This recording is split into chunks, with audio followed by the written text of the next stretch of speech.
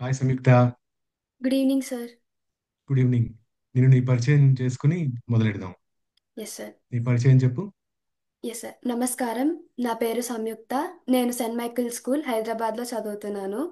మా అమ్మగారి పేరు సత్యస్వాతి. మాతృదేవో భవ. మా నాన్నగారి పేరు రజనీష్. పితృదేవో భవ. మాకు నేర్పించిన శ్లోకా టీచర్ పేరు జ్యోత్స్నా మ్యామ్. ఆచార్య దేవో భవ. Very good. అయితే ఈ ఈ ప్రోగ్రామ్ ద్వారా ఆ, ఎన్ని శ్లోకాలు నేర్చుకున్నావు మొత్తం? సార్ 18 శ్లోకాస్ నేర్చుకున్నాం సార్. ఓకే. అందులో ఏ శ్లోకాలు చెప్తాం, చర్చిద్దాం ఈరోజు? సార్ ఏ ఒకసారి శ్లోకాలు మళ్ళీ చెప్పండి సార్, వినిపించలేదు. ఏ శ్లోకాలు చర్చించుదాం ఈరోజు అని అడుగుతున్నాను. సార్ మీరు చెప్పండి సార్. యదా యదాహి చెప్పగలవా? Yes sir. అలాగే క్లైబ్యం. Yes sir. ఓకే, యదా యదాహి తోటి మొదలెడదాం, చెప్పు. Okay sir. యదా యదా హి ధర్మస్య గ్లానిర్భవతి భారత అభ్యుత్థానమధర్మస్య తదాత్మానం సృజామ్యహం. Very good. దాని అర్థం ఏంటి చెప్పు. ఈ శ్లోకం అర్థం ఏంటి?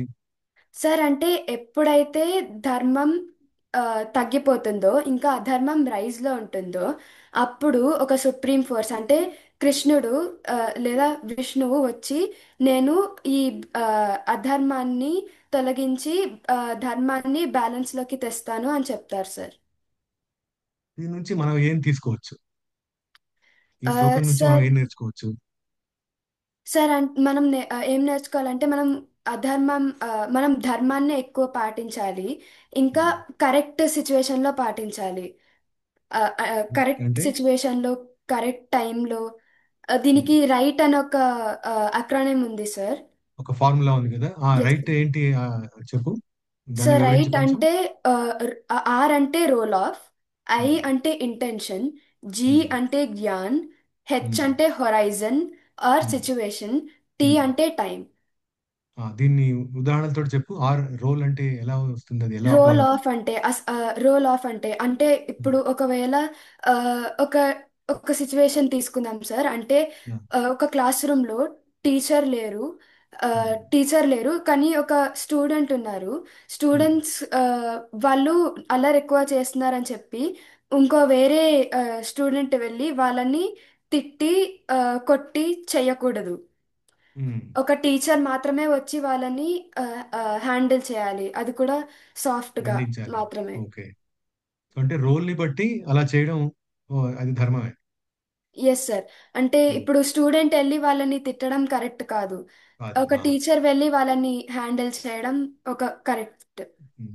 థింగ్. అలాగే ఇంటెన్షన్ ఐ తోటి ఏం వస్తుంది ఉదాహరణ, దాన్ని ఎలా అంటే అర్థం చేసుకోవాలి? ఇంటెన్షన్ అంటే ఆ, ఏ ఆ, ఉత్- ఆ, ఏ భావంతో చేస్తున్నామని. అంటే నేను ఉమ్, కరెక్ట్ భావం అంటే చే ఆ, ఉమ్, నేను మంచి వేరే వాళ్ళకి మంచి కలిగించేటట్టు, ఆ, ఉమ్. నాకు మంచి కలిగించేటట్టు, చుట్టుపక్కల ఉన్న వాళ్ళకి ఆ, ఎన్వైరన్మెంట్ కి మంచి కలిగించేటట్టు చేస్తే అది మంచి ఆ, స్వభావం. లేదా వేరే వాళ్ళకి దెబ్బ తీసేది లేదా ఉమ్, వాళ్ళని ఆ, వాళ్ళని ఒక డౌన్ పొజిషన్ కి లేదా కించపరిచేదానికైతే అది మంచి స్వభావం కాదు. ఆ. అలాగే ఒక మంచి ఉద్దేశంతో అమ్మో నాన్నో మనని కోప్పడినా దండించినా అది ధర్మమే. వాళ్ళ ఉద్దేశం మంచిది. మన దారిలో పెట్టడం వాళ్ళకి కావాలి, వాళ్ళ ఉద్దేశం. అవునా? Yes sir. ఓకే. అలాగే టీ ఫర్ టైం. టైం ఏంటి, ఎలా అర్థం చేసుకోవాలి? సార్ టైం అంటే మనము ఆ, ఇష్టం వచ్చిన టైంలో మనము ఎలా అంటే అలా చేయకూడదు సార్. అంటే ఉమ్, మనము ఫర్ ఎగ్జాంపుల్ ఒక ట్రాఫిక్ సిగ్నల్లో ఉన్నాము. ఆ, ఉమ్, సరే ఒక 2-3 సెకండ్సే కదా అని చెప్పి అలా ఇటు అటు వెళ్ళిపోకూడదు సార్. అంటే ఒక ఒక టైంలో మనము పాటించి వెళ్ళాలి. ఈ ఉమ్, ఈ టైంకి చేయడం మనం కరెక్టేనా కాదా అంటే కొంత కొంత టైం తర్వాత చేస్తారు చాలా మంది, కొంత టైం ఉమ్. ముందు చేస్తారు. సో కరెక్ట్ టైంలో చేయడం వల్ల మనకే కాదు మన చుట్టుపక్కల ఉన్న వాటికి కూడా చాలా బెనిఫిట్స్ ఉన్నాయి. ఓకే. ట్రాఫిక్ సిగ్నల్ ఎగ్జాంపుల్ అన్నావు కదా. ఎస్. అంబులెన్స్ వాళ్ళు అంబులెన్స్ లో వస్తున్నారు. ఒక పేషెంట్ ని తీసుకొని అంబులెన్స్ డ్రైవర్ ఉన్నాడు. అక్కడ ట్రాఫిక్ రెడ్ సిగ్నల్ పడింది. సిగ్నల్ జంప్ చేసి వెళ్ళొచ్చా? తప్ప కరెక్టా? కరెక్టే సార్, కానీ correct only in emergency sir. వాళ్ళు అది కావాలని టైం ని వెళ్తే బట్టి. అది తప్పు. ఆ, ఒక ఎమర్జెన్సీలో వెళ్తే అది కరెక్టే సార్. అది. ఓకే. తర్వాత క్లైబ్యం చెప్పు శ్లోకం. క్లైబ్యం మాస్మగమః పార్థ నైతత్త్వయ్యుపపద్యతే క్షుద్రం హృదయ దౌర్బల్యం త్యక్త్వోత్తిష్ట పరంతప. బాగుంది. అర్థం ఏంటి? భగవానుడు ఏం చెప్పాడు? ఆ, సార్ అంటే మనం మన సెల్ఫ్ని మనము డిమోటివేట్ చేసుకోకూడదు. మనం ఉమ్, ఇంతవరకు ఏం చేసాము, మనం ఏం ఇప్పుడు దాకా ఏం చేసామో అవన్నీ మనం గుర్తు తెచ్చుకోవాలి. ఉమ్, ఒక డౌన్ టు స్టేట్కి, డిప్రెషన్ స్టేట్కి మనము వెళ్ళిపోకూడదు. మనం మన సెల్ఫ్ని మోటివేట్ చేసుకుంటూ మనం ఎక్కడి దాకా వచ్చామో అది ఉమ్. చూసుకుంటూ గివ్ అప్ చేయకూడదు. ఆ, హృదయ దౌర్బల్యం అని భగవానుడు అన్నారు కదా, దాని అర్థం ఏంటి ఆ పదానికి? ఆ, అంటే ఆ, క్షుద్రం హృదయ దౌర్బల్యం అన్నాడు. మన డిమోటివేషన్ అంటే డిప్రెషన్ సార్. ఉమ్, మన మనసులో వచ్చే డిప్రెషన్ ఏదైతే ఉందో అది ఆ, తొలగించుకోమని చెప్తారు సార్. వెరీ గుడ్, చాలా బాగుంది. దీన్ని వివరించే ఒక కథ, చిన్న కథ చెప్తావా? Yes sir. ఉమ్, ఒక చిన్న పిట్ట ఉండేది సార్. ఉమ్, దాని పేరు చిక్కి. ఉమ్, అది చాలా చిన్నది. అది ఆ, చాలా వీక్గా కనిపించేది. ఉమ్, అందరూ దాన్ని ఎగతాళి చేసేవారు సార్. అంటే నువ్వు ఆ, చాలా ఆ, చిన్నగా అన్నావని చెప్పి.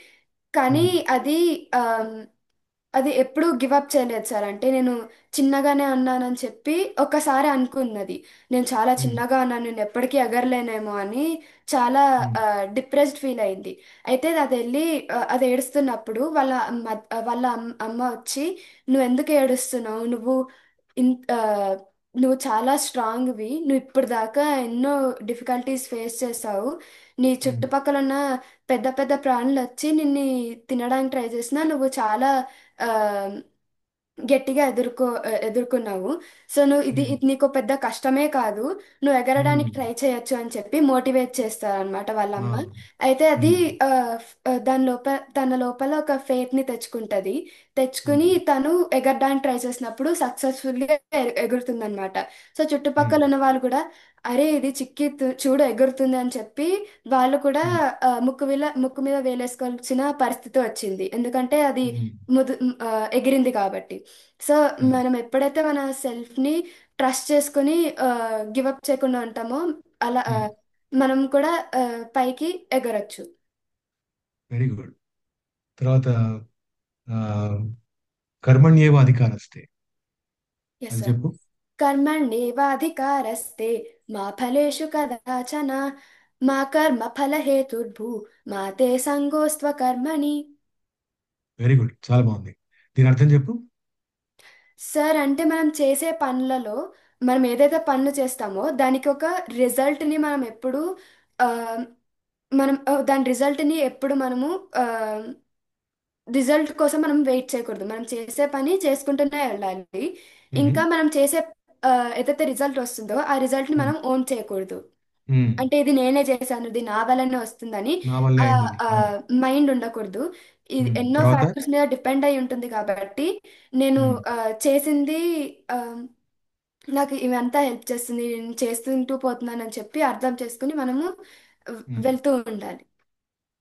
ఇంకోటి ఏముంది ఇందులో? సార్ ఇంకోటి ఏంటంటే మనము ఆ, చేసుకుంటూనే వెళ్తున్నాము, రిజల్ట్ రావట్లేదు అని చెప్పి మనం వర్క్ ఆపేయకూడదు. ఆ, ఇంకా మనము ఆ, ఈ చేసిన వర్క్ ఏదైతే ఉందో ఉమ్, ఈ చేసిన వర్క్ని మనము మొత్తం నాదే క్రెడిట్ అని చెప్పి మొత్తం తీసుకోకూడదు. ఎందుకంటే ఉమ్. అది ఆ, ఎన్నో ఆ, ఎన్నో వీటి వల్ల, అంటే ఫర్ ఎగ్జాంపుల్ నేను ఎన్నో కారణాల ఒక వల్ల. ఎన్నో ఫ్యాక్టర్స్ వల్ల అయి ఉమ్, ఉంటుంది కాబట్టి మొత్తం క్రెడిట్ మనం ఓన్ చేసుకోలేము. ఓకే. అయితే సంయుక్త, ఈ ఈ శ్లోకం నుంచి నువ్వేం తీసుకుంటున్నావు? How are you implementing this? Sir నేను ఏం తీసుకుంటున్నానంటే, నేను చేసే ప్రతి పనిలో ఇప్పుడు నేను ఎప్పుడూ ఒక అవుట్కమ్ కోసం ఎదురు చేసేదాన్ని. అంటే అదే ఇది చేస్తే మనకి ఏదన్నా వస్తుంది, ఇలా చేయడం వల్ల ఉమ్, మనకి ఈ అవుట్కమ్ వస్తుంది అనే ఒక భావంతో ఆ, చేసేదాన్ని. ఆ, ఇప్పుడు నేను ఇది చేస్తే ఇది రిజల్ట్ వస్తుందని చెప్పి చేయకుండా అన్ని ఉమ్, పనులు కరెక్ట్గా ధర్మంగా చేసుకుంటూ వెళ్తున్నాను. ఇంకా ఉమ్, అన్నీ చేసుకుంటున్నా, పని అవాయిడ్ చేయట్లేదు. ఆ. నీ స్టడీస్ లో ఇది ఎలా ఉపయోగపడుతుంది నీకు, ఈ శ్లోకం? నా స్టడీస్లో అయితే నేను చదువుకుంటున్నాను సార్. చదువుకుంటూ ఉమ్, ఉమ్, నేను ఎవ్రీడే ఒక టైం పెట్టుకొని అలా చదువుతూ ఉండడం వల్ల ఆ ఉమ్, అవుట్కమ్ తర్వాత ఎప్పుడైనా రావచ్చు, అంటే ఎగ్జామ్స్లో రిజల్ట్స్ కింద రావచ్చు. కానీ ఆ అవుట్కమ్ ఉమ్, కోసం ఆ అవుట్కమ్ ఎక్కువ కావాలనే చదవట్లేదు. ఎందుకంటే ఈ చదవడం అనేది నా థింగ్, అంటే నేను చేయాల్సిన ధర్మం, ఆ, చేయాల్సిన ధర్మంలో ఒక పార్ట్ కాబట్టి నేను అది చేస్తూనే ఉంటాను. తర్వాత ఇది ఎప్పుడో వస్తుందిలే అని చెప్పి నేను అవాయిడ్ చేయను వర్క్. తర్వాత ఉమ్, మొత్తము రిజల్ట్ వచ్చిన తర్వాత నేను ఈ మొత్తం ఓన్ చేసుకోలేను. అంటే మొత్తం ఉమ్, నా వల్లనేంది నేనే చేసుకున్నాను అని ఓన్ చేయలేము. ఎందుకంటే అది నా ఉమ్, చెప్పే టీచర్స్ వల్ల, నా పేరెంట్స్ ఇచ్చే ఉమ్, మోటివేషన్ వల్ల కూడా కొన్ని ఉంటాయి కాబట్టి అవన్నిటిని నేను ఉమ్. ఓన్ చేసుకోలేను. Okay, very good. బ్రహ్మార్పణం చెప్పు. Yes sir. బ్రహ్మార్పణం బ్రహ్మహవిః, బ్రహ్మగ్నౌ బ్రహ్మార్పణం బ్రహ్మహవిః, బ్రహ్మాగ్న్యో. బ్రహ్మార్పణం బ్రహ్మహవిః, బ్రహ్మ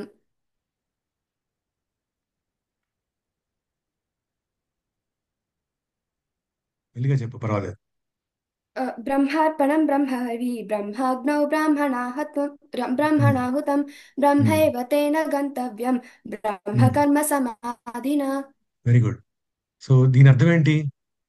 దీనిలో భగవానుడు ఏం సార్ అంటే చెప్తున్నాడు నేను మనకి? చేసే పనులు దేవుణ్ణి చూస్తాను. ఉమ్, ఆ, చేసే పనులలో ఇంకా ఉండే ఆ, చేసే పనులలో అవుట్కమ్లో ఇంకా ప్రతిదాన్ని దేవుడి కింద భావించాలి. ఉమ్. బ్రహ్మార్పణం అంటే బ్రహ్మకి, అంటే దేవుడికి అర్పించడం, చేసే ప్రతి పనిని అంటే సమర్పణ భావంతో చేయడం. Yes sir. ఓకే. దీని మీద ఏదైనా ఒక కథ ఉందా నీ దగ్గర? ఒక కథ ఎస్ సార్. చెప్పొచ్చా? చెప్పు. అయితే ఒక ఊళ్ళో రాము అనే ఒక పాటర్ ఉండేవాడు.